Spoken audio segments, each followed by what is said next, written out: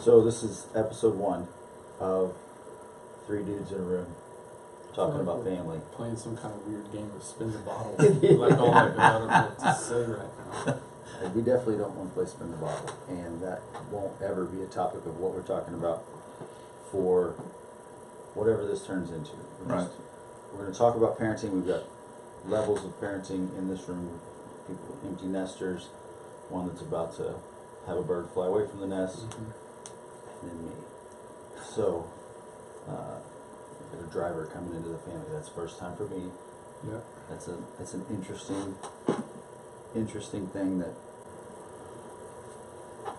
I don't know how to feel about.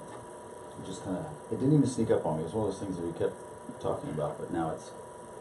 It all happens quickly.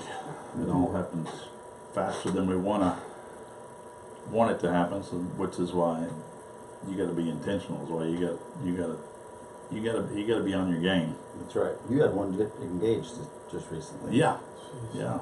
My oldest got engaged, and we'll be married in another 6 months. Well, actually, probably less than that.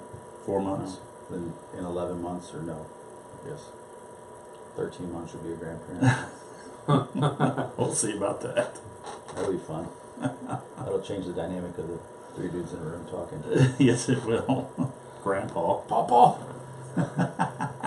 I mean, I think you're right, Steve. You have to be intentional, and then I think you have to make sure and not let the feeling of the moment wear off. You know, like for example, Joni became a driver, and it was a great, huge deal. But then it goes away. You know, it goes away. Mm-hmm. You move on to the next chapter, and I don't know. Do you linger? Do you hold on to those moments? Do you belabor them to feel them more, or do you just? But like yours, Joni's also about to graduate high school. Graduate high school. Which means moving out at some point in the near future. That's you have to celebrate those moments. You have to prepare yourself, her. Obviously, at this point, you've done pretty much everything you can to prepare her to leave the house. Right. And Yeah. you have to be intentional with every moment, but know that not every moment is the end of the world either. Nope. Every moment is every moment. Right.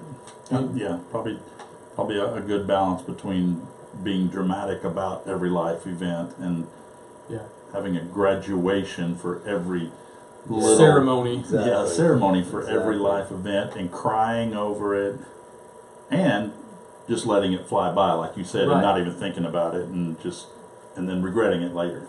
So somehow you gotta find the middle ground with those, and know that these things are passing quickly, and enjoy them in the moment.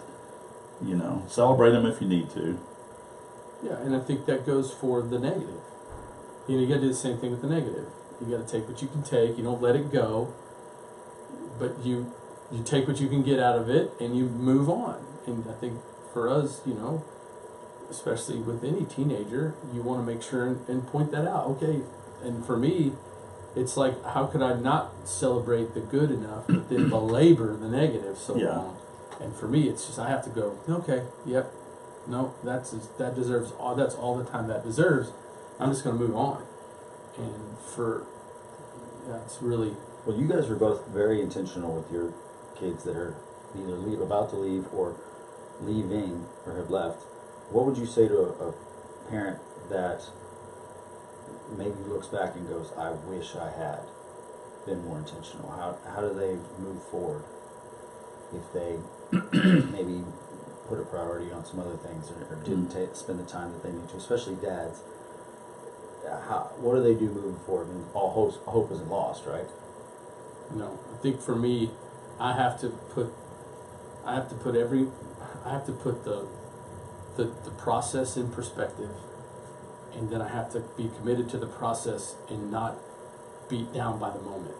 Like, you know, when I fail in a moment, I sometimes throw the baby out with the bathwater in my mind, and I'm like, well, that whole, you know, hopefully we can patch this up when she's 30, you know, whatever. And I have to go, no, it's a moment, and we can get past that moment, and we can discuss the moment, and then we can just go, hey, where I'm at, I'm sorry, and I completely accept your apology, and we're moving on, and we're not just going to toss this whole thing out. And I have to be intentional in those moments, and then I'm also not a real nostalgic person. Right. So for me, I have to lean on my wife, and she's like, hey, you need to take Jody out a few times a month to to talk about these things. And man, when I have, it's not that I don't want to.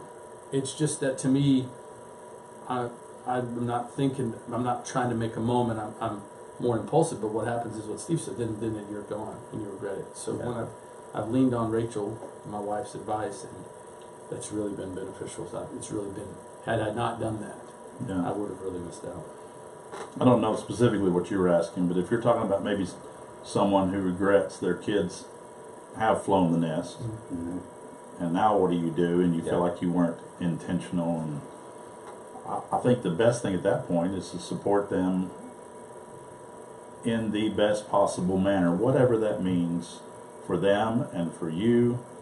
And you know, if you have to have hard conversations, you know, when you were talking about discussing something when she's 30, or when they're in counseling, that's what, you know, Yeah. Holly and I have joked about that at times. We'll discuss that one day when you're in, you know, when you're in counseling, or if you have to go to counseling or whatever. But you know, if they suddenly notice a renewed interest and attention from you, and they're like, hey, where were you, you know, the last 18, 20 years or whatever, then I think you probably need to have a hard conversation, but also letting them know, hey, I messed up, but I want to be committed. I want to support you however I can in this life stage and the next life stage, whatever that is. But And yeah, I think that part is important, in that admitting that you messed up, be vulnerable enough to say, man, I messed it up and I really want to make it right.